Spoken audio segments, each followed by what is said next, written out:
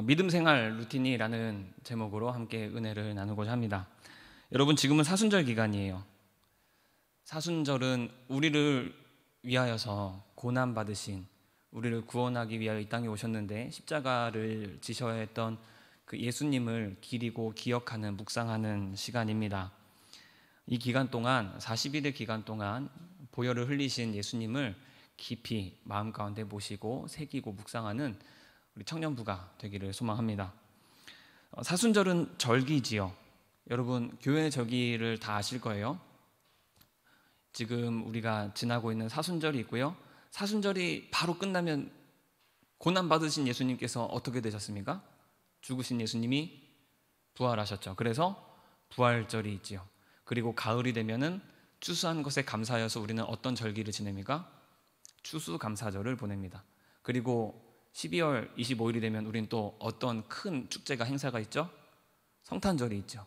이 모든 것이 절기입니다. 설날, 추석, 이 절기죠. 입춘도 절기죠. 그런 시간의 흐름에 따라 정해진 날짜에 따라서 기념일이 있는 것처럼 교회에도 정해진 시간과 정해진 그 목적, 주제에 따른 기념일들이 있습니다. 그래서 교회력이라고 불러요. 교회에서는 교회의 달력, 교회력이라고 부릅니다. 교회에서는 매년 어떠한 시기가 되면, 특정한 날짜가 되면은 어떤 말씀을 가지고 깊이 묵상을 합니다. 다르게 말하면 신앙의 루틴이라고도 할 수가 있겠습니다. 사순절이 되면 나를 위해 피를 흘리신 예수님을 묵상하고, 부활절이 되면 예수님의 부활을 기뻐하고, 추수감사절이 되면은 한 해 동안 우리를 먹이시고 입히시고 재우신 예수님, 우리 하나님께 감사를 드리고, 성탄절이 되면 또 이 땅에 오신 예수님을 축하하는 시간을 가져요. 이 모든 것이 연례 행사입니다. 루틴이라고 할 수 있겠어요. 이 정해진 루틴이 있기 때문에 우리는 건강한 신앙생활을 할 수가 있습니다. 예를 들어서 우리가 1년 365일 내내 사순절처럼 예수님의 고난만 묵상한다면 어떻게 될까요? 예수님이 왜 고난을 받으셨어요? 우리 때문이잖아요. 우리의 연약함, 우리 죄 때문에 예수님은 십자가를 지셔야 됐어요. 그 예수님의 십자가와 고난만 1년 내내 묵상하면 우리는 어떻게 될까요? 교회에 오면, 성경을 읽으면 우린 계속 어떤 것만, 그래, 난 죄인이야, 난 쓸모없는 죄인이고, 나는 왜 이렇게 연약한 걸까? 난 왜 이렇게 선하게 살 수 없는 걸까? 이런 자꾸만 움츠러들고 내가 죄인이라는 의식만 자꾸만 쌓이다 보면 결국 우리는 우울한 신앙인이 될지도 모르겠습니다. 그런데 1년 내내 예수님의 탄생만을 기뻐하는 날이 된다면 어떻게 될까요? 교회에서 1년 내내 축하만 해요. 파티만 해요. 1월에도 파티 열고 2월에도 파티 열고. 좋은데? 좋지 않습니까? 1년 내내 파티 열면. 그런데 예수님의 탄생만 너무 기쁘다, 즐겁다, 우리 예수님 이 땅에 오셨어, 선물 주고받고 행사만 즐기다 보면 정작 우리 삶의 진지한 고민은 없겠죠. 우리가 어떻게 예수님 말씀대로 살을까? 우리 교회는 어떤 모습이어야 할까? 어떻게 감사할까? 어떻게 전도할까? 이런 신앙엔 다양한 측면들이 있는데 한 가지만 계속 집중하다 보면 우리는 건강한 신앙인은 될 수 없을 것입니다. 믿음 생활 루틴이라는 주제로 함께 은혜를 나누고자 합니다. 트렌드 세터가 되었으면 좋겠어요. 우리 모두가 그러한 신앙생활을 했으면 좋겠습니다. 세상과 동떨어진 신앙인이 아니라 이 시대의 흐름에, 분위기에 발맞추어 가면서 지금 어떤 흐름으로 세대는 흘러가고 있으며, 그렇다면 거기에 발맞추어서 또한 우리 신앙인들은, 교회는 뒤처질 것이 아니라 지금은 21세기를 흘러가고 있는데 여전히 20세기에 머물면서 옛것만을 고수하는 것이 아니라 우리도 좀 그러한 개념에 발맞추었으면 좋겠다 싶어서 지난주에는 불멍, 물멍, 거기에 더하여 주멍, 주만 멍하니 바라보자 라는 주제로 말씀을 나누었고요.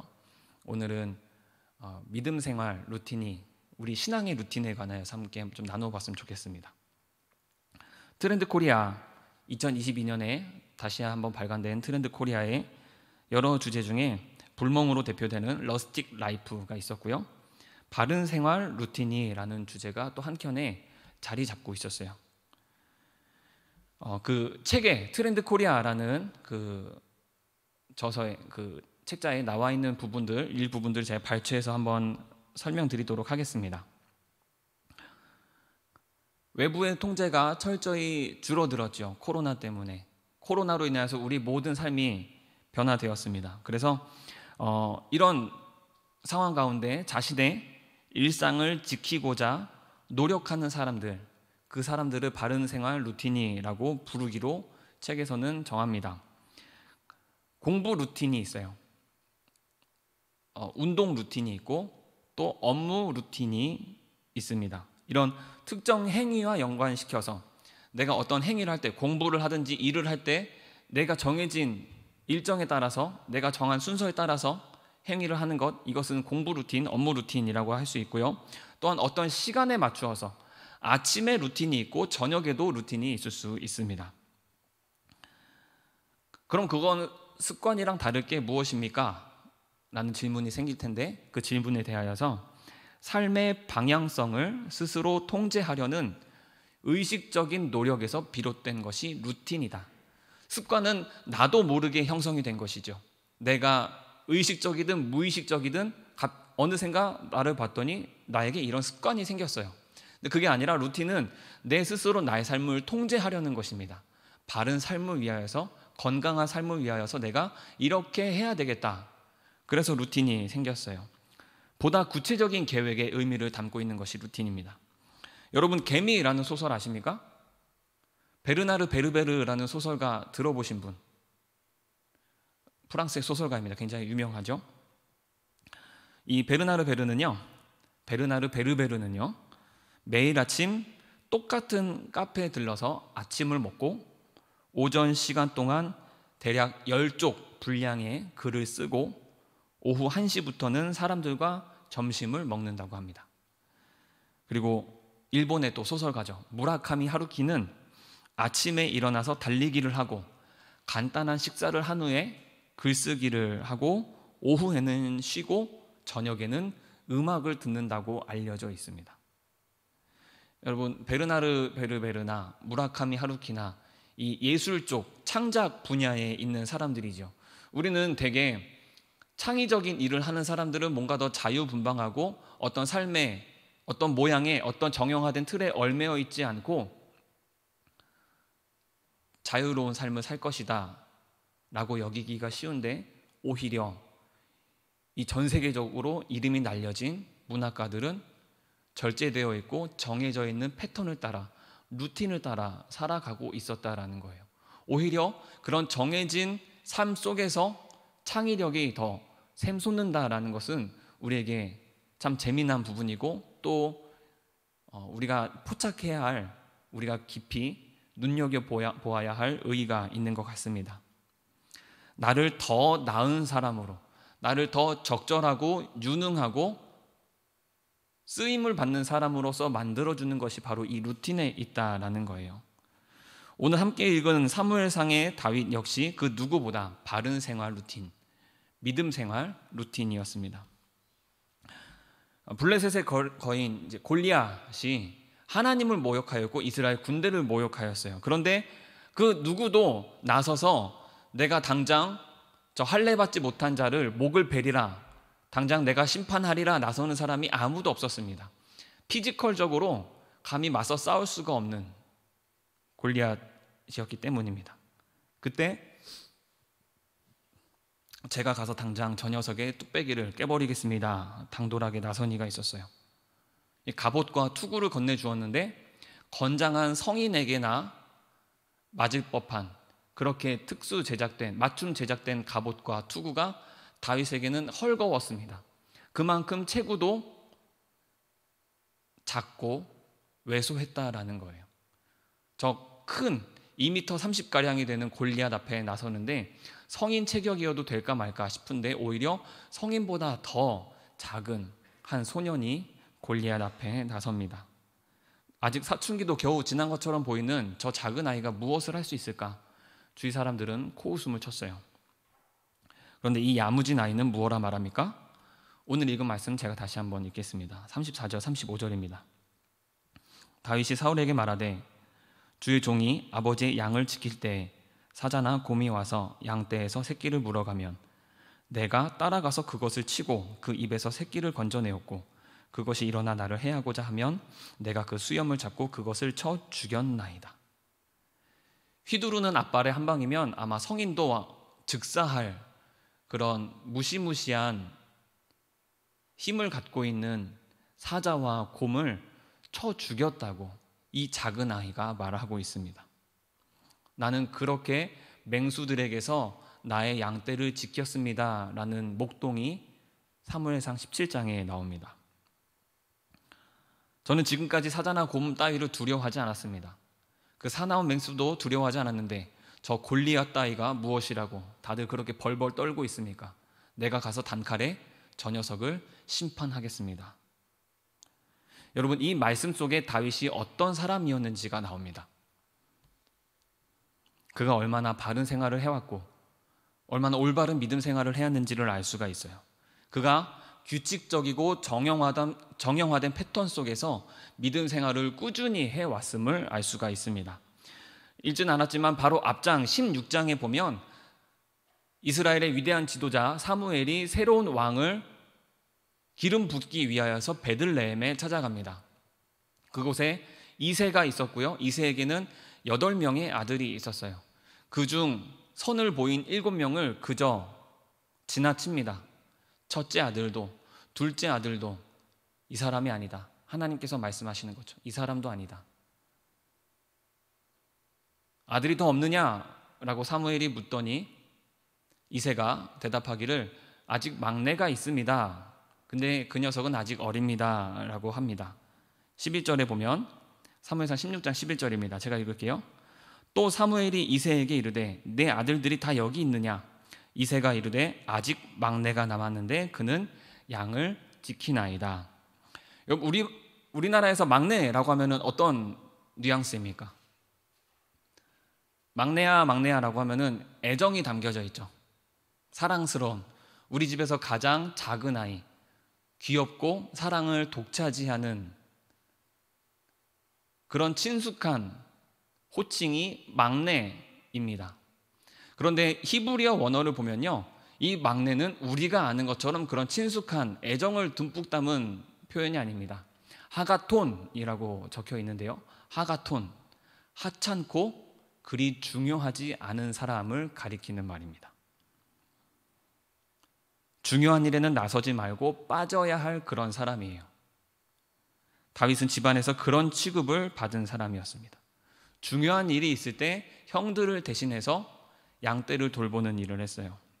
여러분, 그러니까 위대한 지도자가 이스라엘 전국의 탑인 사무엘이 찾아왔는데 자신의 모든 아들들을 다 보여줘야 할 텐데 넌 됐어, 넌 안 봐도 돼. 다윗, 넌 가서 양이나 치고 있어. 그런 느낌이라는 것이죠. 하가톤, 넌 가서 양떼나 돌봐라. 어디 어른들 일에 끼어들려 그래. 그럼 다윗은 어떻게 했을까요? 나도 아들인데, 나도 나중에 형들처럼 곧 성인이 될 것이고 나도 분명히 한 사람의 몫을 충분히 해낼 텐데 왜 나를 무시하지? 왜 나보고 양떼나 지키라는 거지? 자신의 일을 잘 감당했을까요? 에이, 내 더러워서 안 해먹고 말지. 늑대가 양을 물어가든 말든, 사자나 곰이 양을 잡아먹든 말든, 도둑들이 양을 훔쳐가든 말든, 양은 눈앞이 보이지 않죠? 그래서 돌봐주지 않으면 낭떠러지로 떨어지고 자꾸만 엉뚱한 길로 갑니다. 양들이 자기 길을 헤맨다 하더라도 됐어, 나도 뭐 제대로 된 대우도 못 받는데 내가 뭐 일 열심히 해서 뭐 하나, 그러지 않았다라는 거예요. 다윗은 성실하게 자기 목숨까지, 생명까지 걸어가면서 자신의 양떼를 지켰습니다. 그러니까 오늘 읽은 말씀에 나오잖아요. 사무엘상 17장 34절 35절에 사자나 곰이 와서 내 양떼를 물어가면 내가 쫓아가서 그 입을 벌리고 내 양을 꺼냈다고 하고, 사자나 곰이 해하려고 하면은 오히려 그 사자나 곰을 잡아 죽였다라는 것입니다. 사자나 곰이 여러분 토끼입니까? 손바닥만한 애완동물이에요? 동물원 가봐서 아시잖아요. 여러분 사자 발 한 방이면은 우리는 뼈도 못 추립니다. 사자가 양 물어가면은 그래 한 마리 잃었나 보다, 더 돌봐서 좀 새끼 더 쳐야지, 이럴 수 있는데 최선을 다해서 자신의 자리에서 양을 지켰어요. 내가 하가톤이라 불린다 할지라도 나는 나에게 맡겨진 사명을 완수하고 감당해내겠다라는 그 바른 마음이 있었습니다. 근데 어떻게 그렇게 자신에게 맡겨진 일을 하가톤이라고 불리는데도 나에게 맡겨진 양떼를, 사명을 감당해낼 수 있었을까요? 천성이 좋았던 것일까요? 이제 그런 친구들 있잖아요. 워낙에 성실하고 묵묵히 자기 자리에서 그냥 맡겨진 일 해내면서 있는 듯 없는 듯, 그런데 없으면 그 자리가 훤히 드러나는 그런 성실한 친구였기 때문에 자신의 양떼를 돌보았던 것일까요? 아니면 용맹하여서 워낙에 어린 시절부터 재능이 좋아서 메시처럼 그 부각되는 그 기술의 손재주에 사자나 곰은 손쉽게 처리하는 국가대표 올림픽 금메달감이어서 사자나 곰을 손쉽게 죽였던 것일까요? 이 하찮고 대우받지 못하는 작은 아이가 어떻게 그렇게 이 하가톤, 이 하찮은 아이가 어떻게 자신의 일을 감당해냈습니까? 하나님의 행하심을, 하나님의 살아계심을, 하나님의 도우심을 경험하고 살았던 사람이기에 가능했다라는 거예요. 이 어린아이가 수십만의 군대도 감히 나서지 못하는 그 거인 골리앗을 두려워하지 아니하고 내가 반드시 잡을 수 있노라라고 확신할 수 있었던 이유가 어디에 있다는 것입니까? 하나님께서 나를 도우신다라는 확신과 고백이 있었기 때문에, 그가 정해진 패턴과 규칙적인 삶을 살면서 늘 하나님과 동행하는 삶이었기 때문에 가능했다라는 겁니다.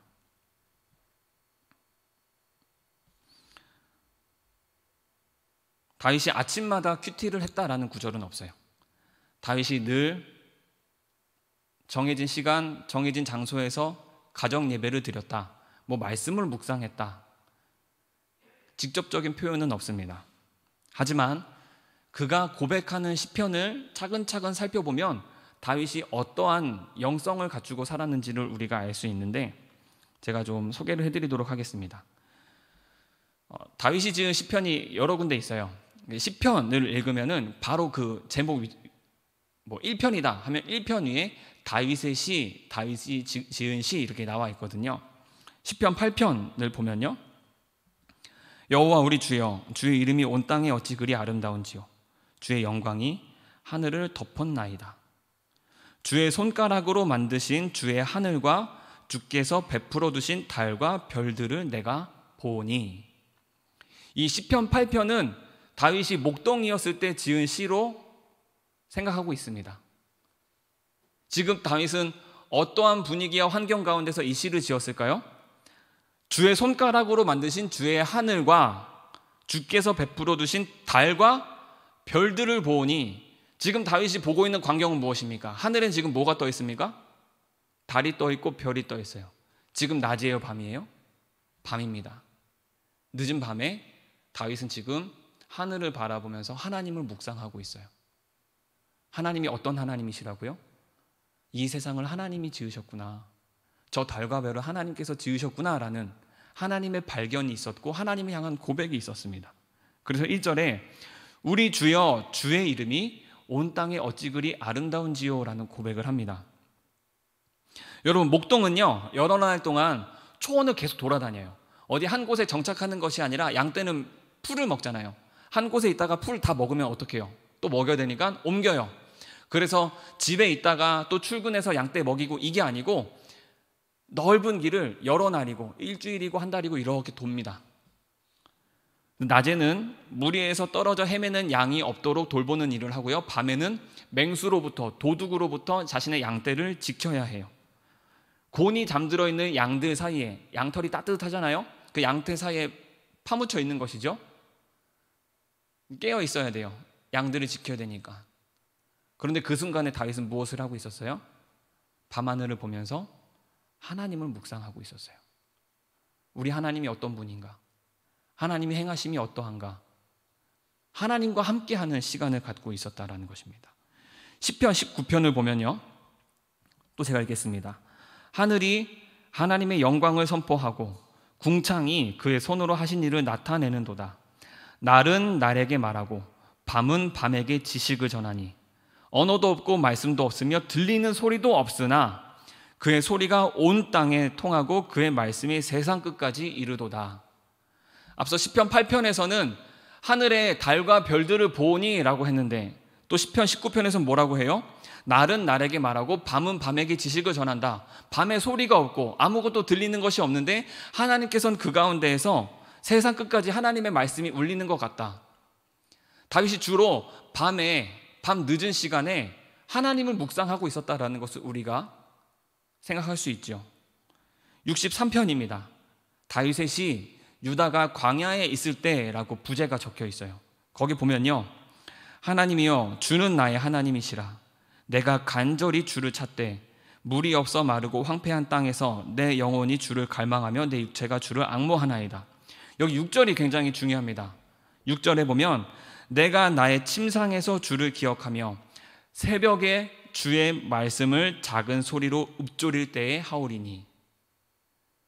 다윗이 언제 하나님을 묵상했다고요? 새벽녘에 하나님을 묵상했다라고 나옵니다.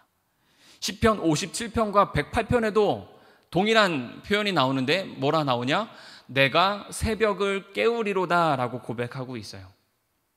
시편 8편과 19편과 63편과 57편 또 108편을 보면 다윗이 어떠한 삶이었는지 이제 정리가 되죠. 종합적으로 판단해 보면 그는 고요한 새벽녘, 고요한 밤에 홀로 하나님과 독대하는 시간을 가졌습니다. 하가톤, 하찮은 아이라고, 너는 중요한 일에는 빠지라고 그렇게 자리에서 제외될 때 그는 그 자리에서 하나님을 묵상하고 하나님과 대면하였고 하나님의 음성을 들었습니다. 별것 아닌 시간 속에서도, 그저 흘러가는 시간, 그저 지나칠 수 있는 그 밤하늘을 바라보면서도 그 가운데서 하나님의 살아계심을 느꼈어요. 날마다 정해진 시간, 정해진 자리에 하나님과 호흡하고 하나님께 기도를 드리고 하나님의 말씀을 묵상하고 지금까지 내 삶에서 하나님께서 행하셨던 모든 흔적들을 하나하나 세밀하게 찾아보면서 역시 하나님은 살아계셔. 하나님은 지금 나와 동행하시고 계셔. 하나님은 나를 붙들어주는 분이시야.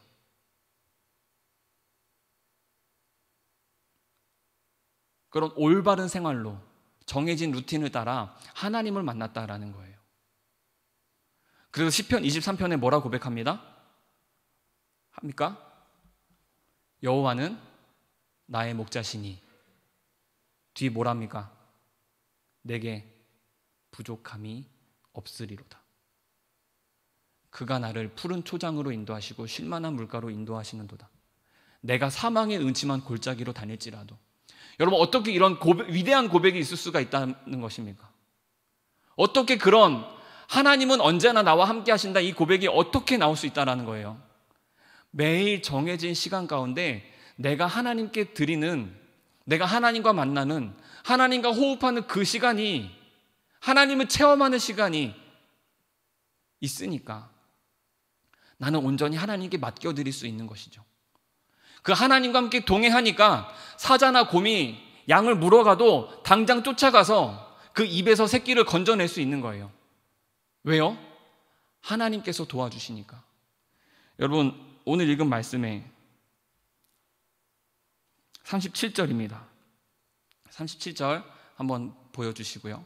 우리 다 함께 한번 한 목소리로 다시 읽겠습니다. 37절입니다. 17장 37절.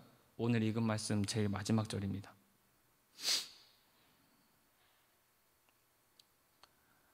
안 계신가 봐요. 제가 읽을게요. 다윗이 이르되 여호와께서 나를 사자의 발톱과 곰의 발톱에서 건져내셨은즉 나를 이 블레셋 사람의 손에서도 건져내시리이다. 하나님께서 나를 늘 지켜주시고 보호해 주셨으니 저 장군 골리앗 앞에서도 나를 지켜주실 것을 믿습니다.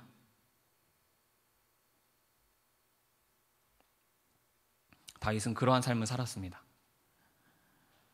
우리에게 다윗과 같은 하나님을 온전히 바라보는 시간이 있기를 간절히 소망합니다.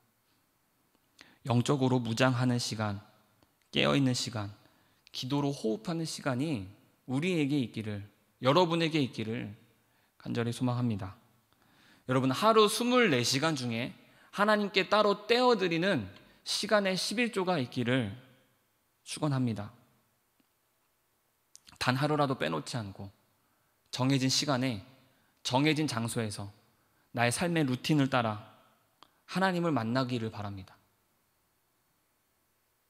그 믿음 생활의 루틴이, 영적인 루틴이 우리를 거룩하게 하고 성령으로 충만하게 하고 말씀으로 무장된 영적인 군사로 바로 서게 할 줄로 믿습니다. 시련이 와도, 장애가 와도, 어려움이 와도 그것을 능히 넘어설 수 있는 힘이 어디에 있다라는 거예요. 바로 우리 올바른 믿음 생활, 루틴의 삶에서 비롯된다라는 것입니다. 탁한 세상을, 어두운 세상을 환하게 비출 수 있는 그리스도인으로서, 세상의 빛과 소금으로서 이 세상을 밝게 하는 능력이 어디에 있다라는 것입니까? 우리가 매일 하나님을 묵상하고 하나님과 동행할 때, 내가 정해진 삶을 떼어서 하나님께 드릴 때, 하나님을 만날 때 그것은 가능하게 됩니다. 골리앗이라는 재앙 앞에서 모두가 두려워할 때 여호와께서 나를 도우셨으니 나는 반드시 이기리라 담대한 믿음을 가졌던 것처럼 나에게 어떤 상황이 주어지든 하나님께서 나를 도와주실 것입니다 라는 그 위대한 고백이 우리에게 있기를 소망합니다.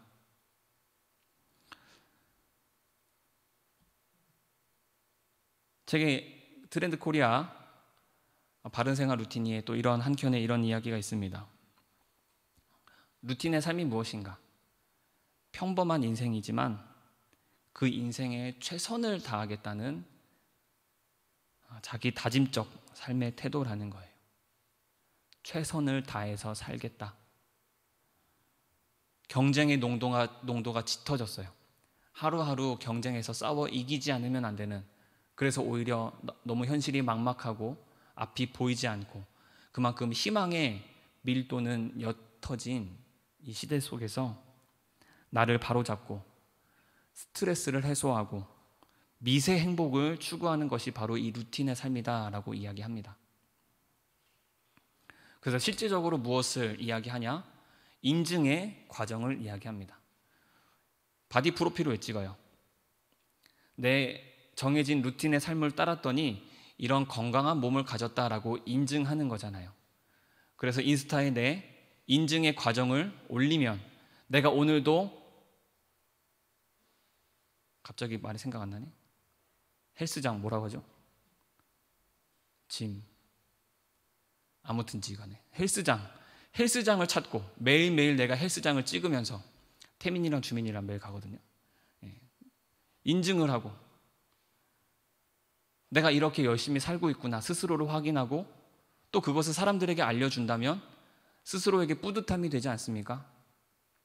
여러분, 우리 믿음의 루틴이 있다면 어떨까요? 오늘은 이 말씀을 묵상했고 단체 카톡방에 오늘 이 말씀이 나에게 이런 은혜를 주었다라고 이야기를 하고 우리 가족과 이야기를 하고 인스타그램에 오늘은 나에게 주신 하나님의 말씀이 이것이다라고 인증할 수 있다면 우리 조금은 미세한 것에서, 작은 것에서부터 행복을 찾을 수 있지 않겠습니까? 저는 여러분들에게 더 나아가서 삶으로 인증하는 귀하고 복된 삶이 되기를 간절히 소망합니다.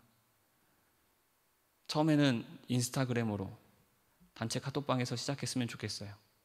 하지만 결국 여러분들에게 최종 목적지는 여러분 삶의 인증이 되었으면 좋겠습니다. 사무엘상 17장 45절 말씀을 읽고 마치려고 합니다. 다윗이 블레셋 사람에게 이르되 너는 칼과 창과 단창으로 내게 나아오거니와 나는 만군의 여호와의 이름 곧 내가 모욕하는 이스라엘 군대의 하나님의 이름으로 내게 나아가노라. 눈앞에 있는 2m 30의 거인에게 지금 이 작은 아이가 당당하게 외치고 있습니다. 이 빌어먹을 자식아, 나는 하나님의 이름으로 너에게 나아가노라. 그리고 그는 승리하였어요. 삶으로 인증하였습니다. 하나님이 살아계신지, 하나님은 죽어있는 하나님인지, 하나님은 나와 동행하시는 분이신지, 아니면 하나님은 나를 외면하시는 하나님이신지, 그 거대한 거인 앞에서 그는 삶으로 증명하였습니다. 인증하였습니다. 그래서 그는 인플루언서가 될 수 있었고 수많은 팔로워를 거느린 지도자가 될 수 있었습니다. 여러분의 삶 가운데 하나님의 말씀에 능력이 인증이 되기를 소망합니다. 그 일을 위하여서 매일매일 정해진 시간, 정해진 날짜, 정해진 장소와 정해진 방식으로 늘 하나님을 만나는 귀한 믿음 생활의 루틴을 이어나가는 우리 청년들 되기를 간절히 소망합니다. 기도하겠습니다. 하나님 아버지, 우리 삶 가운데 거룩한 동력이 있기를 원합니다. 우리가 말씀으로 시작하고 말씀으로 끝맺으며 나는 하나님의 말씀 없이는 주님을 묵상하지 않고는 단 하루도 살 수가 없노라고 늘 하나님과 함께하는 따로 떼어드리는 온전히 주님을 만나는 시간이 있기를 소망합니다. 우리 청년들 다짐하고 결단하게 하여 주옵소서. 하나님 그의 삶으로 인증하게 하여 주옵소서.